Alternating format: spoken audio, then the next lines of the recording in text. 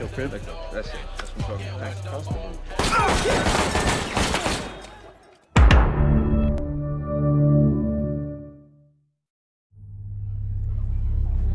Sorry for your phone calling faster.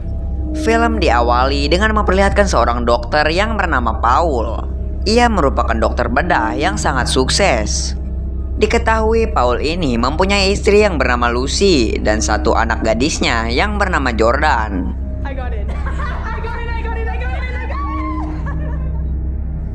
Suatu hari, Paul dan keluarganya makan di sebuah restoran. Hingga saat akan pulang, ada seorang tukang parkir yang meminta izin untuk memarkirkan mobil Paul. Namun saat di dalam mobil, tukang parkir itu memotret alamat rumah Paul yang terletak di layar mobil. Ternyata tukang parkir ini adalah komplotan para perampok yang akan menjadikan Paul sebagai target perampokannya nanti malam. Malam harinya, Paul yang merupakan seorang dokter, ia mendapat shift malam yang membuatnya harus lembur. Sedangkan di rumah hanya ada istri Paul dan Jordan anaknya. Ketika istri Paul di dapur, ia melihat jendelanya yang terbuka. Ia juga melihat jejak kaki yang mengarah ke kamar Jordan. Menyadari ada yang tidak beres, istri Paul segera memanggil Jordan anaknya agar segera turun dari kamar. Namun tiba-tiba satu perampok menyekap Jordan dan menodongnya. Di waktu yang sama, dua komplotan perampok lainnya juga muncul mendorong istri Paul. Di sini salah satu dari mereka meminta istri Paul untuk segera menyerahkan semua harta yang berada di rumah ini. Sementara Jordan disekap oleh dua perampok lainnya.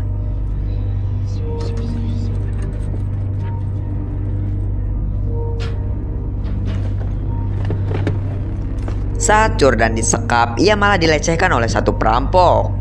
Di sini rekannya mencoba melarang karena hal tersebut hanya akan menimbulkan kekacauan.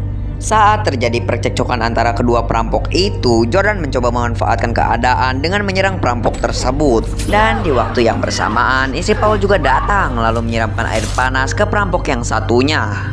Para perampok yang murka, mereka langsung menembak istri Paul dan juga Jordan. Akibat dari hal itu, istri Paul harus meninggal karena tembakan tadi. Sedangkan Jordan terlihat sekarat. Paul yang melihat hal tersebut, ia sangat terpukul atas kejadian yang menimpa keluarganya. Kemudian dua detektif polisi yang bernama Roy dan Mira datang untuk menangani kasus perampokan yang menimpa keluarga Paul. Detektif Roy mengatakan kalau perampok itu beranggota 3 orang dan sekarang sedang dalam pencarian polisi. Mendengar hal tersebut, Paul menyerahkan semuanya kepada pihak berwajib agar ketiga perampok yang telah menghabisi istrinya secepatnya bisa tertangkap. Can you describe the logistics? It was a birthday present. Deeply sorry for your loss. Keesokan harinya, Paul memakamkan istrinya. Nampak jelas di raut wajah Paul yang sangat kehilangan atas kematian istrinya tersebut. Kemudian, Paul mengantarkan mertuanya untuk pulang. Saat di jalan, mertuanya melihat ada 2 orang yang tadi kenal masuk ke kebun miliknya. Si mertua segera turun dari mobil lalu menembakkan senjatanya ke arah orang itu. Mendengar suara tembakan, orang yang tadi kenal tersebut segera melarikan diri menggunakan mobil. Di sini mertua Paul mengatakan kita sebagai laki-laki harus bisa melindungi keluarga kita dan menyelesaikan semua permasalahan yang menimpa. Si mertua juga mengatakan jangan terlalu berharap kepada polisi karena biasanya polisi datang setelah masalah selesai. Paul yang merasa tersindir oleh perkataan mertuanya itu, ia hanya terdiam dan tak bisa menjawab apa-apa. Singkat cerita, beberapa bulan kemudian Paul mendatangi Roy si detektif di kantornya. Di sini Paul menanyakan apakah para perampok itu sudah tertangkap. Roy menjawab menangkap perampok itu tidak semudah yang Paul bayangkan. Roy juga mengatakan kalau Paul lebih baik menerima saja semuanya dan memulai hidup baru dari awal. Mendengar hal tersebut, tentu Paul kecewa dengan kinerja para polisi yang dianggap sangat lelet. Hingga Paul sekarang berniat akan menangkap ketiga perampok itu dengan caranya sendiri. Kemudian Paul kembali mendatangi Jordan anaknya yang saat itu masih koma di rumah sakit. Paul terus memberi doa untuk Jordan agar segera tersadar dari komanya.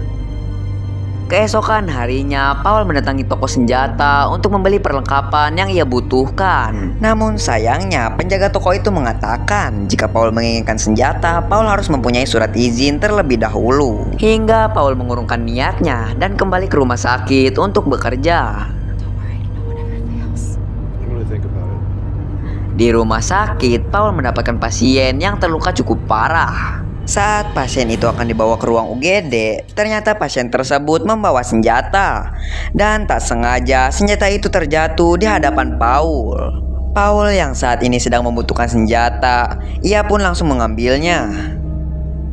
Ketika Paul sudah di rumah, Paul yang tidak tahu cara memakai senjata, ia mencoba mempelajarinya lewat video tutorial. Di sini, Paul terus belajar cara memakai senjata tersebut serta melatih tembakannya. Hingga pada akhirnya, Paul pun bisa menggunakan senjata itu. Keesokan harinya, Paul membawa senjatanya dan bertekad mendatangi kota yang sangat rawan dengan kejahatan. Paul sengaja datang seorang diri untuk memancing para penjahat di sana. Ketika ia sedang berjalan, tak sengaja ia melihat wanita yang sedang dirampok. Dengan segera, Paul pun menghentikan aksi perampokan tersebut.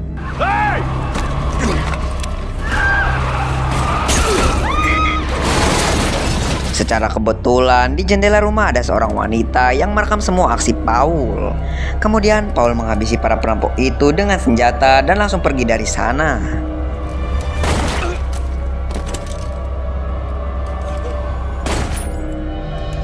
Setelah kejadian itu, detektif Roy dan Mira datang untuk mengolah TKP. Di sini, wanita yang merekam tadi mengatakan kalau ia melihat seorang lelaki seperti superhero yang datang secara tiba-tiba lalu menghabisi para perampok itu. Ia juga memberikan video rekaman tadi kepada detektif Roy dan Mira. Paul yang memakai hoodie membuat detektif Roy dan Mira tidak mengenalinya dikarenakan terhalang oleh kupluk. Yeah, more like a Grim Reaper. Well, he has now. Seketika itu juga video Paul itu viral sampai diberitakan di setiap TV dan juga media sosial.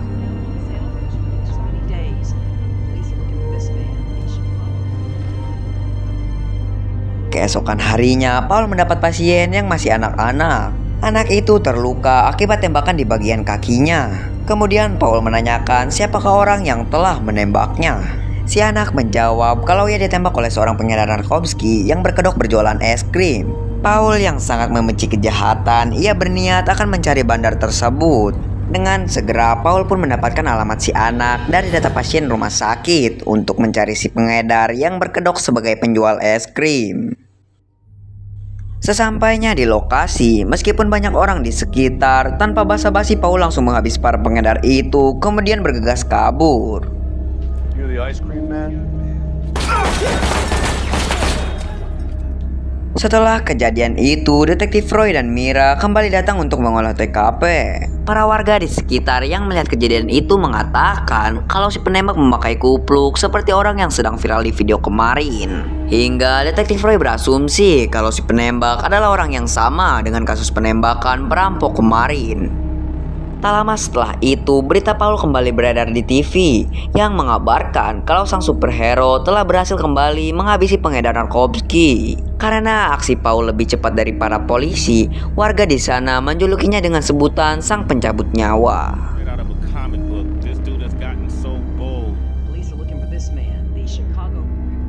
Malam harinya, Paul kembali mengasah kemampuan menembaknya. Paul berniat akan memberantas semua penjahat yang ada di kota ini, termasuk membalaskan dendam ketiga perampok yang telah menghabisi istrinya.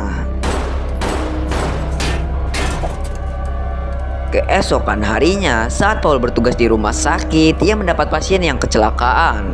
Saat Paul memeriksanya, ia melihat jam tangan istrinya dipakai oleh pasien tersebut.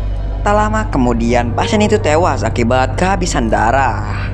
Paul segera mengambil jam milik istrinya serta mengambil ponsel si pasien untuk menggali informasi dari mana ia dapatkan jam tangan itu. Saat mengecek ponselnya, Paul mendapatkan informasi kalau jam tangan milik istrinya si pasien beli dari toko barang bekas yang posisinya tidak jauh dari rumah sakit tempat Paul bertugas.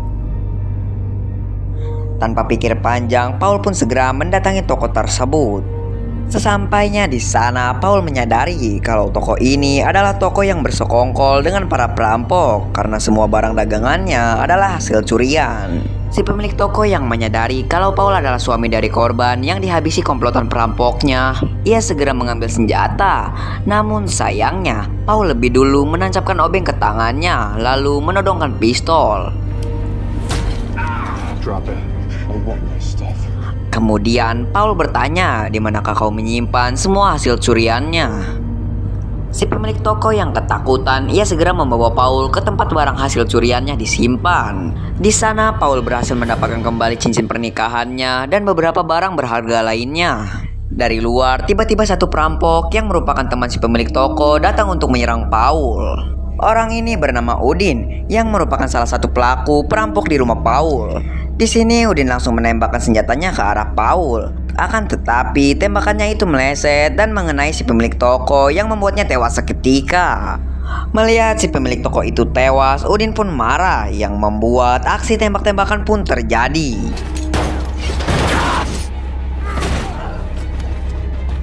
Paul berhasil menembak kaki Udin. Hingga akhirnya Udin pun terpojok karena kehabisan peluru. Paul pun segera menyiksanya dan mengambil ponsel Udin untuk mencari tahu keberadaan kedua teman Udin. Namun saat Paul lengah, Udin malah menendang kanyut Paul lalu balik menodongnya.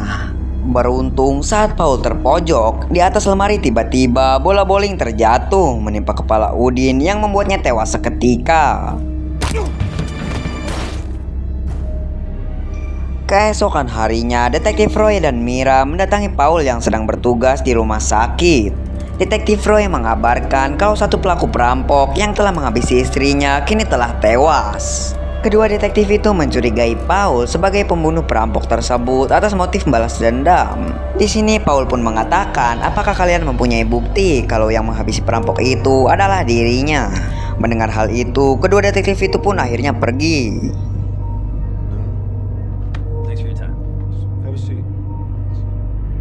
Singkat cerita, kini Paul telah mengetahui kediaman komplotan perampok yang kedua lewat ponsel yang ia dapatkan dari Udin.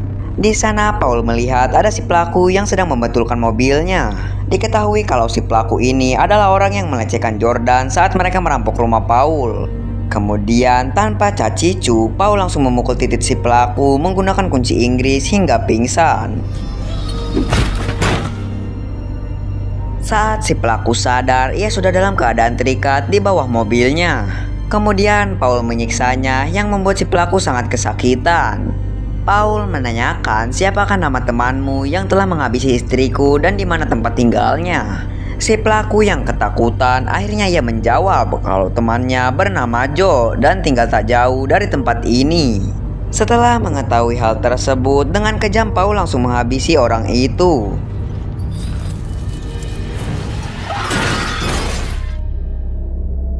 Adegan berpindah ke rumah sakit. Terlihat Paul sedang menemani Jordan yang kondisinya semakin membaik. Kemudian tiba-tiba Paul mendapat telepon dari orang yang tadi kenal. Saat diangkat, ternyata orang itu adalah Joe, perampok ketiga yang belum berhasil Paul habisi. Di dalam telepon Joe mengatakan kalau Paul jangan sok jagoan karena secepatnya Joe akan datang menghabisi Paul dan anaknya. Keesokan harinya, karena kondisi Jordan semakin membaik, pihak rumah sakit mengizinkan Jordan untuk pulang ke rumah. Lalu saat di lift, seorang pria menghampiri mereka, yang ternyata pria itu adalah Joe, si perampok ketiga. Joe mengatakan kalau mulai sekarang Paul harus lebih berhati-hati. Paul yang sedikit pun tidak takut dengan ancaman itu, dan karena sedang di rumah sakit, Paul pun mengabaikannya. Singkat cerita, malam hari pun tiba. Di sini Paul menyadari kalau saat ini Joe sudah berada di halaman rumahnya. Kemudian Paul segera menyembunyikan Jordan di lemari bawah tangga dan memintanya untuk segera menghubungi polisi, sementara Paul akan melawan. Ternyata di sini Joe membawa dua anak buah, dan kedua anak buah tersebut berhasil menyelinap masuk ke dalam kamar. Salah satu dari mereka yang mengira kalau Paul sedang tidur, ia langsung memberondongnya dengan tembakan. Namun sayangnya itu hanyalah bantal yang sengaja Paul tutupi dengan selimut. Lalu Paul muncul dari belakang dan langsung menghabisi orang itu. Kemudian satu anak buah Joe yang tersisa datang. Paul pun bersembunyi di samping jasad orang tadi, lalu memberondongnya dengan tembakan.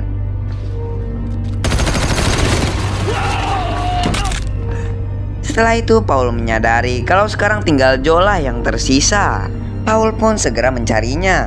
Namun tiba-tiba Joe datang dari belakang dan berhasil menembak lengan Paul.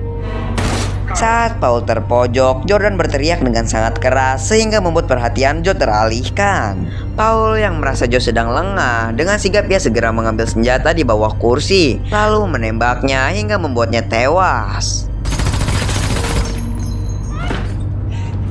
Setelah semuanya tewas, datanglah polisi dan detektif Roy yang sebelumnya dihubungi oleh Jordan. Kemudian Paul menjelaskan kepada detektif Roy kalau ia kembali dirampok. Namun dengan terpaksa, sekarang Paul harus menghabisi para perampok itu sebelum mereka menghabisi keluarganya lagi. Sekarang Paul pun sadar kalau ia harus menyelesaikan semua masalahnya sendiri, karena para polisi hanya akan datang setelah masalah itu selesai. And you got both the cut in your hand. No, I'm trying to find. Di akhir film, terlihat ia sekarang bisa kembali hidup tenang menjalani tugasnya sebagai dokter serta seorang ayah. Karena semua dendamnya sudah terbalaskan dan film pun tamat.